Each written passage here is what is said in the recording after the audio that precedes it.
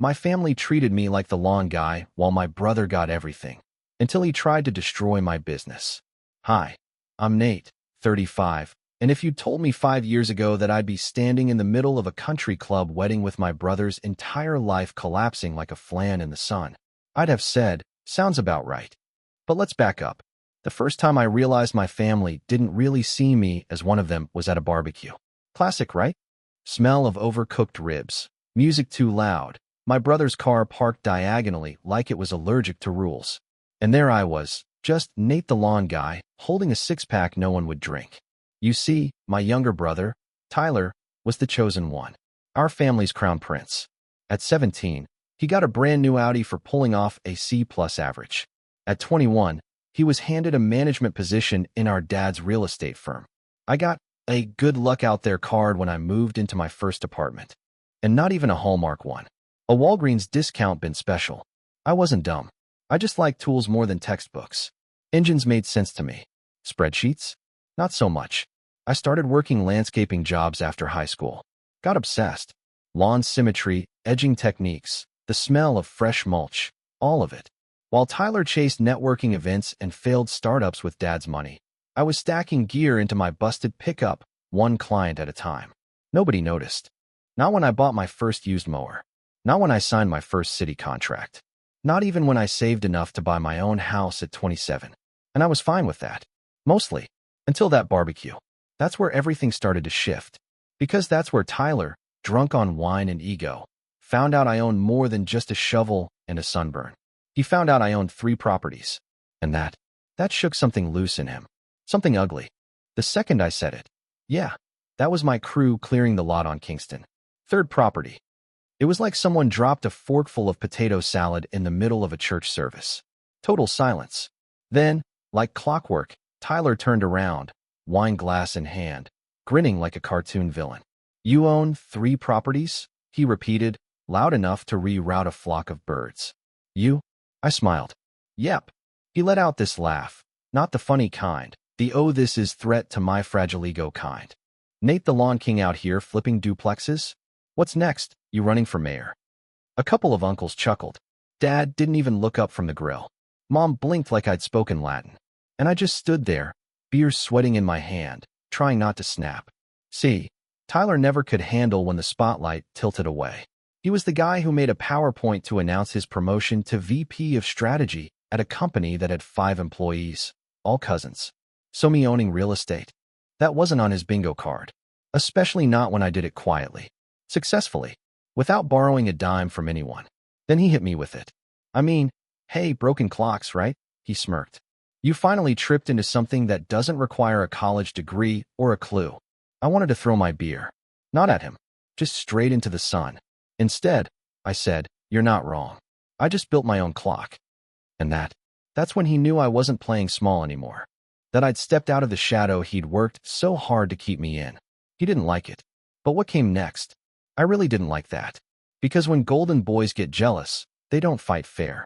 3 weeks later, I got a call from West Point Credit Union. Hi, is this Mr. Nathan Carter? Speaking. We're just finalizing your small business loan application and had a couple of follow-up questions. Sorry, what application? That stopped her. For Carter Grounds and Company? Landscaping and property services? I sat down right there on the tailgate of my truck. I didn't apply for anything. Well, someone did. We have your EIN, address, everything matches.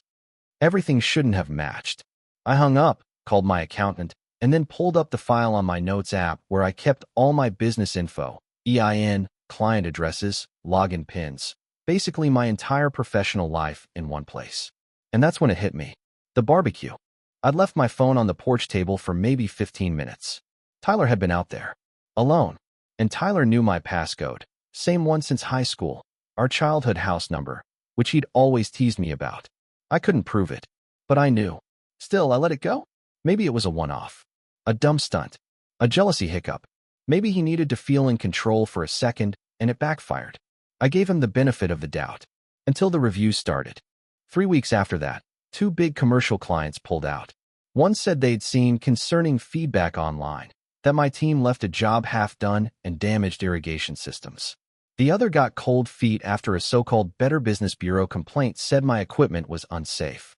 All lies. I dug into it. Fake emails. Generic names. IP addresses. Traced back to a downtown condo tower, the one Tyler lived in. I didn't cry. I didn't scream. I didn't even confront him. Not yet. Because what do you do when your own brother tries to ruin your career? You sharpen your tools. You know what hits harder than betrayal? A pattern. Because by fall, the sabotage wasn't just digital. It was real world. Slow, corrosive. Like someone pouring sugar in your gas tank 1 grain at a time. First, the university deal slipped through my fingers. A big quad landscaping project I'd spent months bidding on. I was sure I had it. Then came a vague rejection. Concerns about reliability, they said. Turns out someone sent in anonymous complaints. Again. Then a city inspector showed up at one of my sites. Routine, he said. But he had a clipboard full of anonymous reports about zoning violations and improper material storage. I handed him every permit, every approval, color-coded and laminated. The guy actually apologized by the end of it. But it didn't matter. One of my contractors pulled out the next day. Insurance got skittish. And like dominoes, the clients started hesitating. Meanwhile, Tyler? He was thriving, at least on paper. Launching a podcast about founder culture. Posting selfies with captions like hustle isn't just a word. It's a blood type. Gag. He was still the golden boy. Still the son my parents introduced to friends with. He's got his own company. Meanwhile, I was just Nate, who does yard stuff. Except I wasn't. Not anymore. I had 3 properties, a full-time crew of 16, and a new plaza under development that I'd financed myself. No loans. No cosign. Just grit. But that didn't fit Tyler's version of the family story. And he was rewriting mine, one fake complaint at a time. I finally told my parents. Sat them down, showed them the folder. Every review. Every false report. The loan app. The IP traces. I watched my mom read it like it was a horror novel. Dad just stared at the floor. Why would he do this? Mom whispered. I said, because I stopped needing him to clap.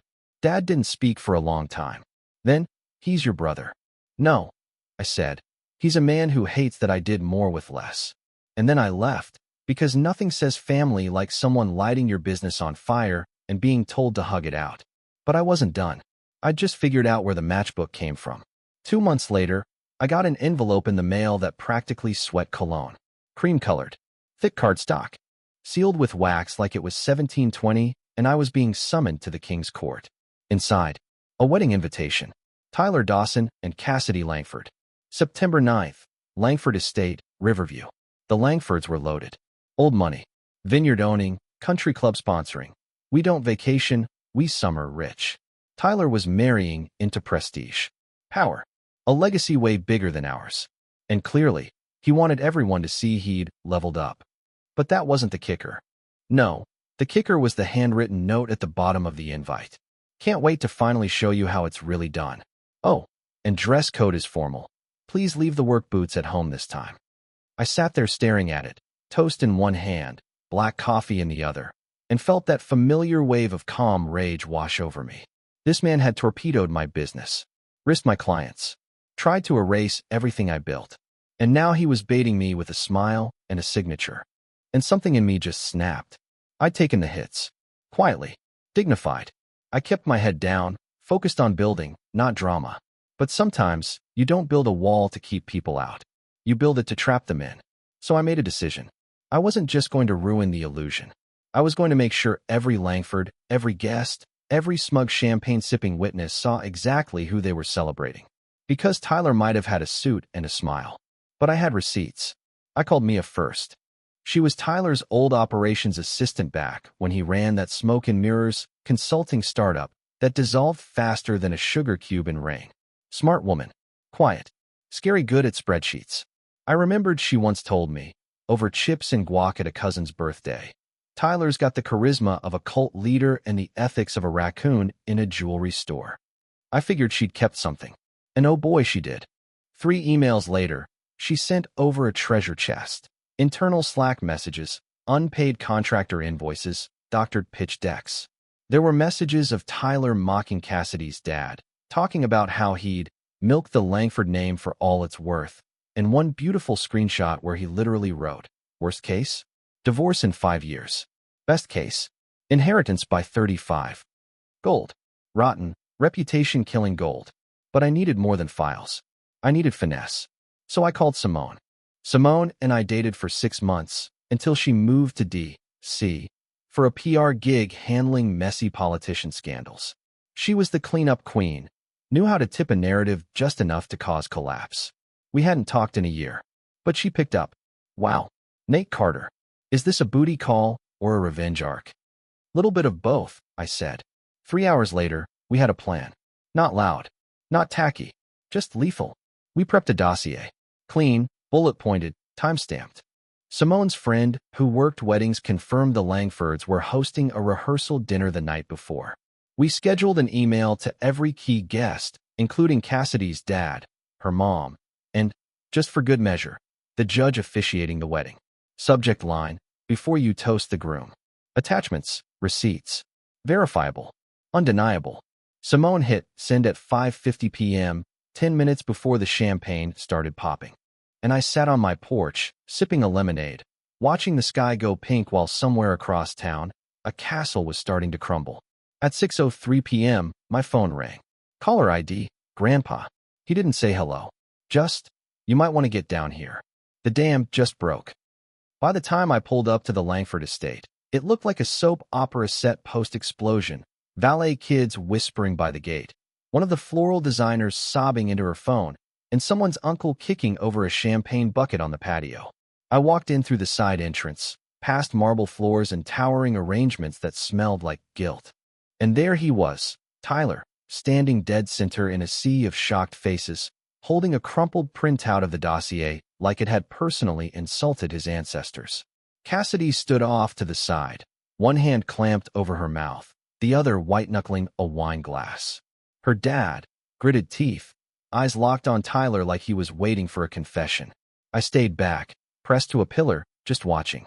You forged these, Tyler shouted, waving the papers. This is slander. None of this is real. Cassidy's mom stepped forward, shaking. The email account was anonymous, Tyler. But the attachments?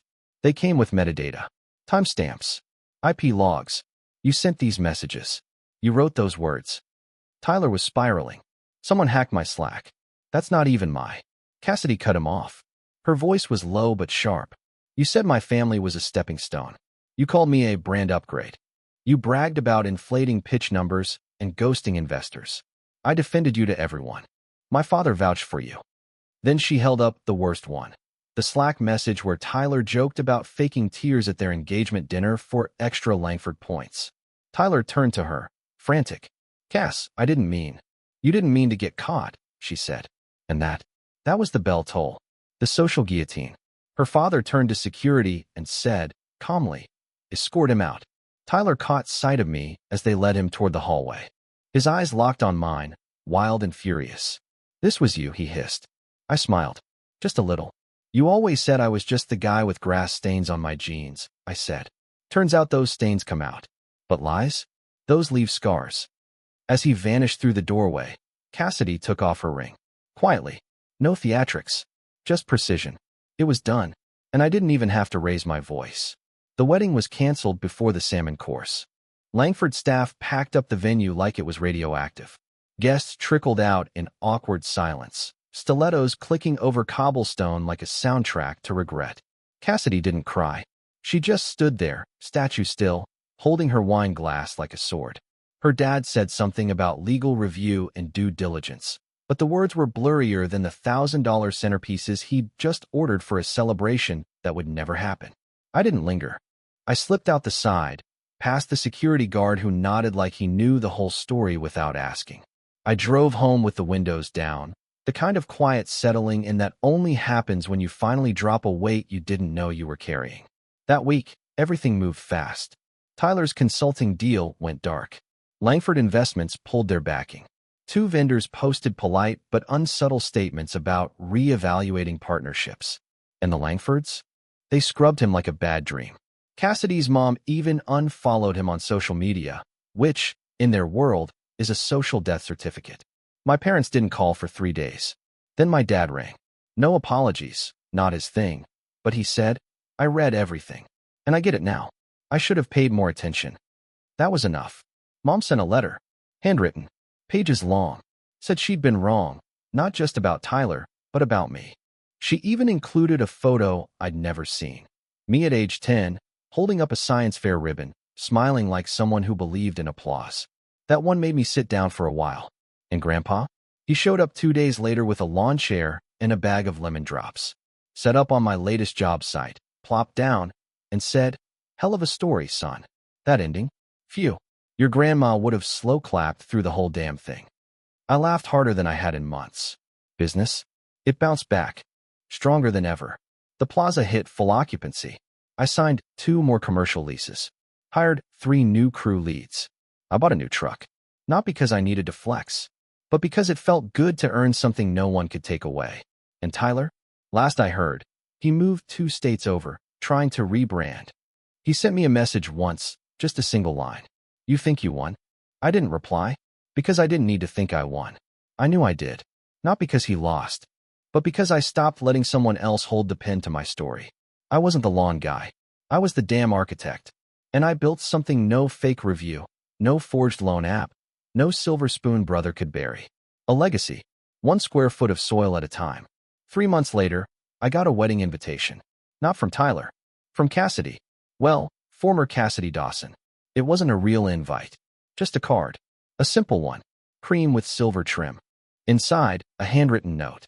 "Thank you for saving me before I spent a lifetime trying to love a resume in a tuxedo." There was no return address. Just a vineyard logo in the corner. I didn't need to Google it. Her family's. Old money. Yeah. But apparently, new perspective. I pinned that card above my desk. Because for the first time in a long time, I didn't feel like the background character. I wasn't the kid watching his brother win by default. I wasn't the second thought, the fallback, the fixer of sprinklers. I was the one people wrote thank you notes to. And honestly, that meant more than any property deed. You know what changes when you stop proving your worth to people who never saw it? Everything. I started sleeping better, talking more, laughing without scanning the room first. My crew noticed. One of the guys, Malik, been with me since the early days, pulled me aside and said, "Boss, you good? You walk different now. Like your shoes ain't heavy anymore." He wasn't wrong. I'd spent so many years carrying other people's expectations like bricks in a backpack. And now I was learning to build with them instead. I joined a mentorship group, helped young guys coming out of trade schools get their first clients. I bought an old garage downtown and turned it into a workshop/coffee spot for my crews. Called it the greenhouse. Not because of plants, but because everything that grows strong starts there, in quiet, messy beginnings. Even my parents started coming around. Dad offered to invest in a 4th property.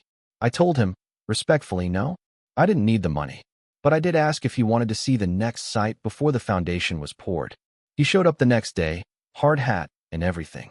Didn't say much. Just stood beside me, staring at the empty lot like it was a blank page. Then he said, "You did this. Not we. Not they. You. I'll take it." Last month, I walked into a hardware store for some paint samples and ran into someone I hadn't seen in years. Ms. Carter, no relation, my high school guidance counselor. She blinked, then smiled. "Nathan Carter? Well, look at you. Still working outdoors?" I nodded. Still building things. She looked me up and down, noticed the branded hoodie, the truck keys clipped to my belt, probably caught the logo on my thermos. Then she said, "I always thought you'd be the quiet success." I raised an eyebrow. "Quiet." She laughed. "You never needed to be loud to be right. And maybe that's the real ending here. Not the wedding crash. Not the downfall.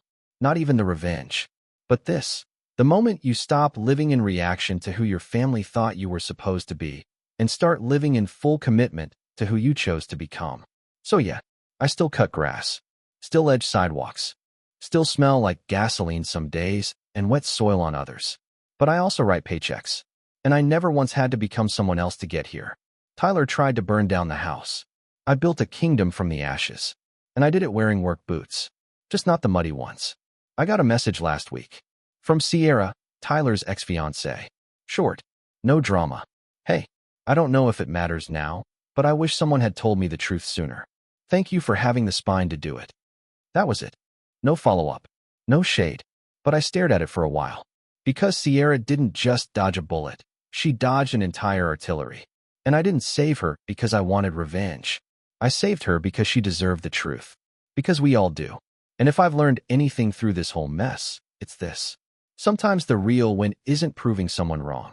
It's becoming someone others can count on to do what's right, even when it's hard, even when it's quiet, even when there's no applause waiting at the end. Especially then. Sometimes I still catch myself looking over my shoulder. Not for Tyler. He's long gone. Moved states, changed jobs, probably still pitching dreams built on borrowed buzzwords. No, I look over my shoulder when things go too well. Like the success might get revoked if I enjoy it too much. Like someone might still whisper, "You're just the lawn guy." But then I remember. I'm the one who showed up when nobody clapped. I'm the one who kept building when the ground shook. I'm the one who didn't need the stage to change the room. And these days, I don't walk with shame or apology. I walk with keys. To buildings I own. To lives I've helped build. To doors I unlocked myself. So no, I'm not the other brother anymore. I'm the blueprint. And the next generation of kids who think they're not enough for their family, they're going to build with it.